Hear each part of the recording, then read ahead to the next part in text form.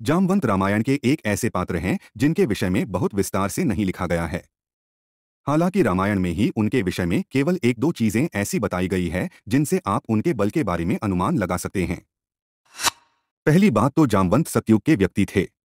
अब सतयुग में निःसंदेह योद्धा अन्य युगों की अपेक्षा बहुत अधिक शक्तिशाली होते थे। उनकी उत्पत्ति सीधे ब्रह्मा जी से बताई गई है। अब परमपिता ब्रह्मा से जो जन्मा हो उसकी शक्ति के बारे में तो केवल अनुमान ही लगाया जा सकता है। रामचरितमानस में उनके पराक्रम के बारे में दो घटना विशेष रूप से उल्लेखनीय है। उन दोनों स्थानों पर जामवंत का युद्ध रावण और मेघनाद के साथ हुआ था, जिसमें दोनों को जामवंत ने अपने पाद प्रहार से मूर्छित कर दिया था। मेघनाद की शक्ति तो उन्होंने अपने हाथों से ही पकड़कर पलट दी थी। अत्यंत वृद्धावस्था में भी जो रावण और मेघनाद जैसे योद्धाओं को अपने घात से मूर्छित कर दे, जरा सोचिए युवावस्था में उसका बल क्या होगा। जब द्वापर आया और जामवंत और अधिक बूढ़े हो गए, उस समय उनका युद्ध श्री कृष्ण से हुआ था। जनमवंत को परास्त करने के लिए श्री कृष्ण को उनसे एक दो नहीं बल्कि 28 दिनों तक युद्ध करना पड़ा। स्वयं परमेश्वर कृष्ण को जिसे परास्त करने में 28 दिन लग गए हों, वो भी वृद्धावस्था में, जवानी में उनके बल के बारे में हम केवल अनुमान ही लगा सकते हैं।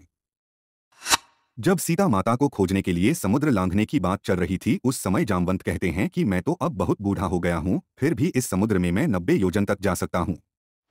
हनुमान जी अपनी युवावस्था में 100 योजन छलांग गए। जामवंत की आयु उस समय 6 मनवंतर की बताई गई है।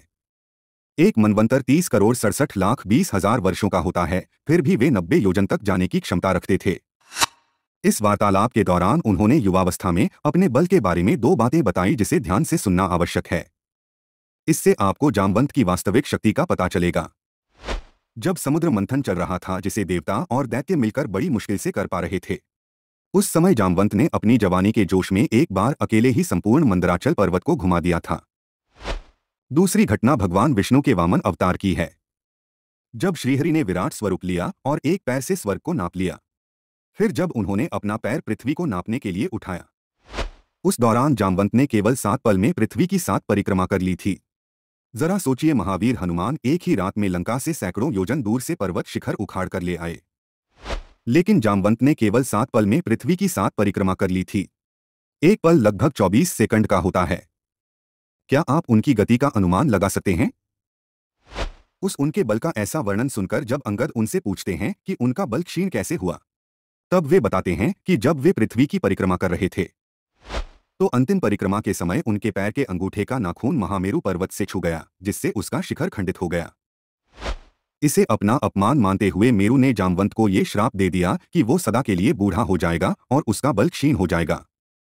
आशा है आपको जामवंत की शक्ति का कुछ अंदाजा हो गया होगा, किंतु इतने शक्तिशाली होने के बाद भी उनमें लेश मात्र भी घमंड नहीं था।